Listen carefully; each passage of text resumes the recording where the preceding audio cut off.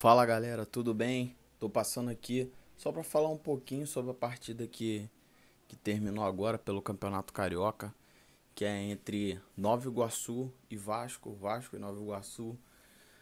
Ah, vou tentar ser o mais breve, o mais rápido possível para falar sobre esse jogo. É, primeiramente, eu já tinha falado sobre isso antes, sobre a questão do Vasco. O Vasco precisa se reforçar. E isso não é só se reforçar por reforçar.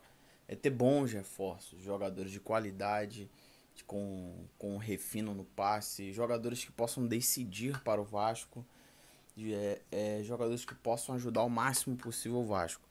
Porque a situação que o Vasco se encontra, olha, eu posso dizer que é preocupante. Na partida de hoje contra o Nova Iguaçu, tem que bater muitas palmas para o Nova Iguaçu, que tem uma folha muito inferior à do Vasco, não chega nem a 300 mil, e me arrisco a dizer que não chega nem a 150 mil de folha.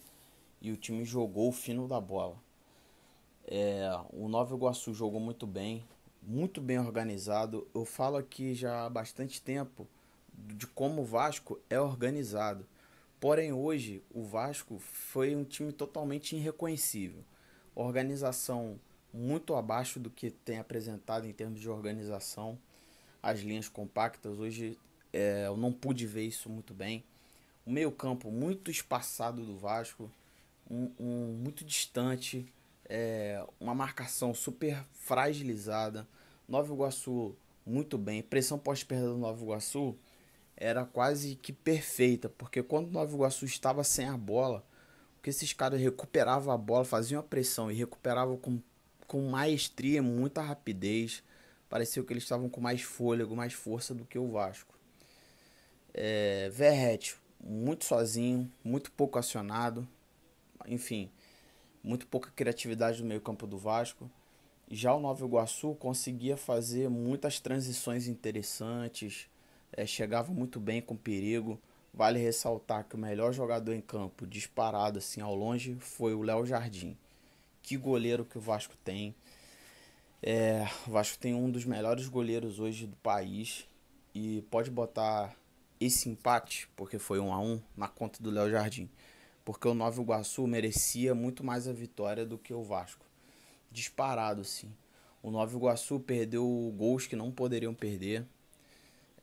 Tem um menino, camisa 11 do Nova Iguaçu, Iago. Muito bom jogador, interessantíssimo. O 9 do Nova Iguaçu também é muito bom. O 5 do Nova Iguaçu, interessantíssimo também. O time todo do Nova Iguaçu é muito bom. E só tenho só elogios, assim. O Vasco levou perigo também, teve chances. O Piton quase no primeiro tempo teve um chute de fora da área que poderia ter sido um golaço. Teve bola na trave no segundo tempo do Iago. Teve um momento ali, acho que primeiro tempo, né? Dos 20 minutos em diante, até dos 20 aos 30, 35 mais ou menos, o Vasco tomou uma pressão muito grande. O Nova Iguaçu colocou, empurrou o Vasco para trás. E assim, por um milagre, assim, o Vasco não tomou o segundo, o terceiro ou o quarto gol, assim.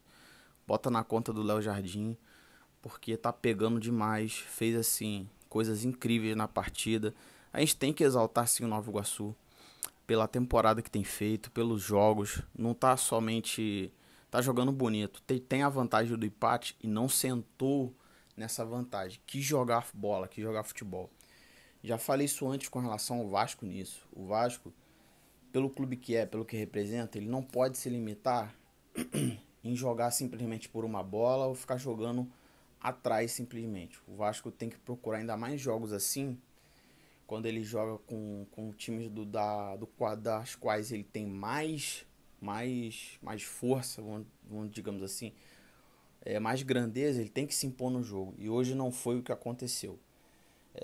Foi muito mais. Fez o gol do empate, fez, mas foi muito mais na dependência num passe ou no lançamento. Foi num gol de falta, de uma cobrança de falta do Payet e a bola sobrou. Mais uma vez o Piton faz o gol, ajudando o Vasco e salvando o Vasco.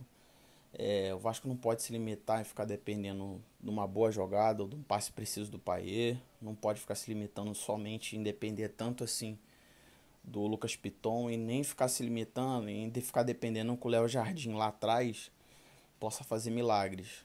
Hoje muitas bolas estouraram na cara do Léo Jardim e teve que operar milagres. Nem sempre isso vai acontecer. O Vasco não está bem e vou falar de novo e ressaltar: o Vasco precisa de contrações. Me causa muita estranheza porque ele tem um grande profissional lá que é o Alexandre Matos, e é um cara que tem muitos contatos e consegue trazer muito bons jogadores pro clube e agregar.